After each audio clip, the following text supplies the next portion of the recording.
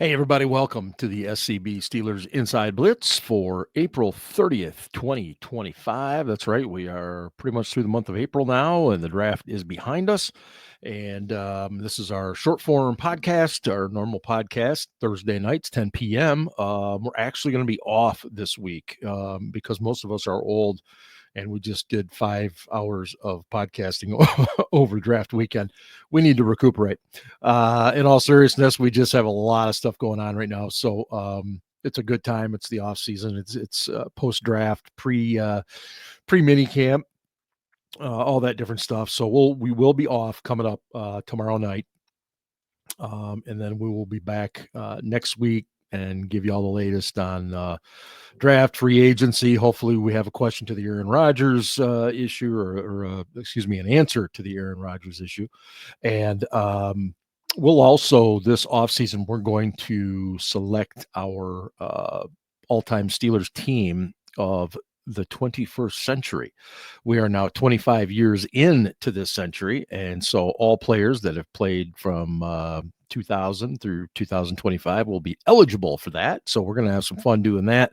Not sure if we'll do that prior to minicamp, maybe during the summer lull, before training camp starts. We'll see, but we are definitely going to do that and a whole lot more. But just give you a couple preliminary thoughts here. We'll dive into it much deeper on the show next week. But as far as the draft goes, I think it's a good draft. I am very, very adamant that don't ever ask me to give you a draft grade right after a draft. I think it's a stupid thing to do. It's like a kid walking in on the first day of school and say, hey, here's the final exam. Let's see how you do. No, you got to give these guys a couple years to see what they can do. So I just think the idea of grading a draft doesn't make any sense to me. Sorry, I don't. I will say that you can make or draw conclusions that, yeah, I like this player, I like that player, I don't know about this pick, I don't know about that pick. Those things are fair to say. But just this idea that people pump out grades the next day, I've never really understood that. What I will say is I think it's a home run with Derek Harmon in the first. He's a plug-in starter. You're going to be able to use him all over that front. He's got the two gapping capability that they wanted, and I mean, look, the young man is destined to be a good one. He's a big fan of Cam Hayward. He's going to get to learn from Cam Hayward every day, whether it's on the practice field, in the classrooms, or in the game field. He's going to pick up a lot, and I think he's going to be a good one. I think Caleb Johnson is going to be a good running back. I'm not going to lie to you. I was really hoping for a little bit more of a speed guy there. I am one who continues to be a little frustrated with the 3 yards in a cloud of dust approach. I really would like to see somebody that can hit the home run when they get their hands on the ball. Now that said, he runs a 4.5. Okay. So excuse me, he's capable of it. It's just I think he's going to be more of your guy that's going to ground out yards, and that's okay. It's just I really thought we'd be looking more at maybe a Dylan Sampson type, somebody like that who runs hard, but at the same time can always pop one for 50 or 60 yards. And at the NFL level, I don't know if Caleb Johnson can do that, but I think I'm very willing to give him a try and see how it goes, because he is a perfect fit for that outside blocking. Okay, he drives that foot into the ground and he goes, and yeah, he's a little upright at times, and that he'll learn very quickly to not be in the NFL. But I think there's a lot to like with him. The willingness is there to pass block. I think there's some technique things, but they'll get that largely taken care of. And so, I still, to be honest with you, I don't know why Cordero Patterson is still on the roster. They could save a couple $1 million by cutting him.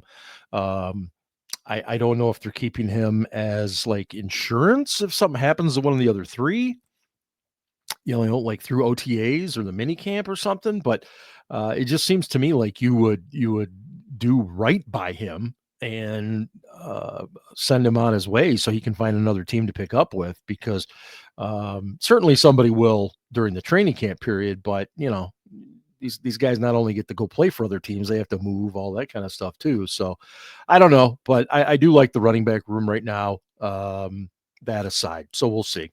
Um, the one I questioned, the one pick a little bit, and is why Black from Iowa, and I'm coming around to it a little bit, because when I first looked at him, I thought, okay, this is probably like a nose only guy. I mean, he's a big, big man, but he's also really long. And he does have some capability of playing further out along the line. And that's why I'm warming to him a little bit. I am a little concerned about the slow get off at the snap. I think that's something that they're going to work with him a ton on. Not that the Iowa coaches probably didn't, but maybe that's something to work on with him, just anticipation, learning how to read the snap counts, things of this nature. But I was kind of hoping for something a little different there at that point, but we'll see. We'll see. Obviously, the selection of Will Howard has been very popular. You get a lot of Steelers fans that are also Ohio State fans, and he just led the Buckeyes to a national title, so naturally there's a lot of excitement for that. Can't blame you. I like the kid a lot. I think there's a lot there. I like his smarts. Completion percentage was fantastic. 73%, and you have to consider that he was thrown to some pretty damn talented people. That is something that you cannot dismiss. Good tight end, good receivers, good running backs out of the backfield. That does make a huge difference for a quarterback. But I think if you've watched any of his stuff, I think his stuff with John Gruden was really, really good.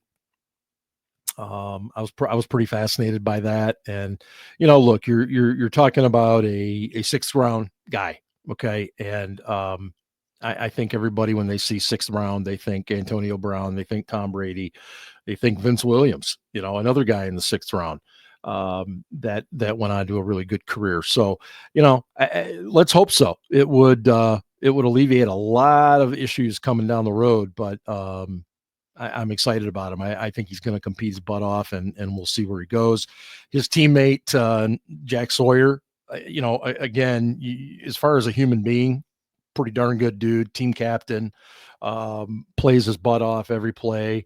There's some concerns about, does he have the ability to be twitchy? Is he just strictly a power guy? Is he going to strictly be an edge guy? Is there a potential that he could be down in some formations?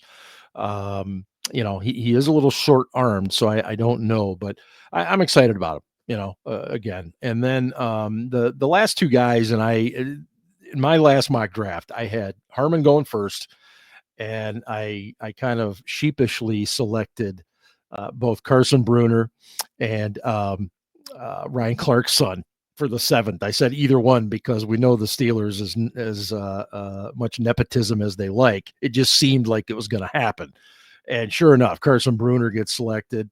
And look, he's a good cover guy. He's not very big. He runs all over the field. He tackles. He does a lot of things. I just don't know where he's going to fit. Considering what they have at inside linebacker right now, I think he's looking at strictly being a core special teams guy. If he can get a helmet every week, but seventh round pick, that again is asking a lot. And then the young man from Central Michigan, again, fits kind of a mold. They were looking for good people and good players.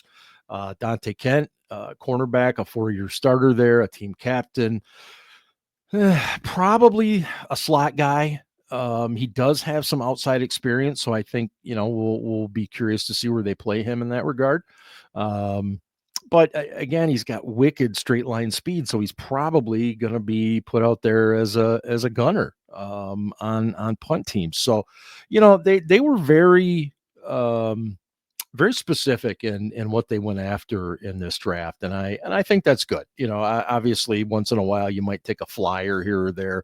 And I think the only flyer, and it's no disrespect to Carson Bruner, there were other positions, maybe they could have looked at because right now they seem pretty set there. And Mark Robinson, what do you do with him? Because he's a really good special teams player. So I don't know. There's going to be a lot of interesting questions. As far as the free agent guys, the undrafted rookies, the two that I really, really like, Sebastian Castro out of Iowa. If he would have come out last year, probably would have been a mid-round draft pick, but struggled this past year. But there's still some talent there. And he's one of those guys that did not test well, but he's a football player. I would compare him to maybe like a Robert Spillane, a guy that it's a different position, but a guy that just plays football, knows the game, understands where to be, doesn't have to rely on wicked athleticism because they just don't have it. They're just good football players. And then the other guy was JJ Galbraith, the tight end, who did not get an invite to the combine, but on his pro day, his numbers almost across the board were better than any other tight end at the combine. The only thing he lacked was bench press. He did 12 reps, which he's got to get stronger. Okay. Got to get stronger. But man, what a weapon. They lined this kid up all over the place. I want to say he was he North Dakota State, South Dakota State. I'm drawing a blank. But just a really, really enticing option. And obviously it would have to displace one of the current tight ends. And I don't know who that would be, but if you stash him on a practice squad and he has a really good preseason, somebody would take him. So I think that highly of him. And lastly, the Aaron Rodgers watch continues. From everything I can tell, the Steelers feel very positive that he is going to come in. Look, I don't care who's playing quarterback for the Steelers. I'm going to support them. I'm going to root for them and cheer for the team and be as accepting as ever. I'm not crazy about it, as you know, but look, if he's the guy and they feel like he's the guy, then okay. But until he signs on the dotted line, it's Mason Rudolph's show right now, and I'm okay with that. Because I think we all know that 2016 is probably, or excuse me, 2026 is something that this team's gearing up for with the 4 comp picks and just feels that way anyway to me. Once again, a quick reminder, we will not be airing tomorrow night. The SCB Steelers podcast presented by Deck Roofing will take a night off. So if you're really desperate, just go back and watch some of the reruns. If you're really curious, go back and watch the overtime episodes. We haven't done one of those in a long time. Probably have to break one out this summer. Overtime is literally off the rails. Not that the regular show isn't, but you'll get my point if you check it out. Anyway, so we will see you next week on the show. And as always, go Steelers.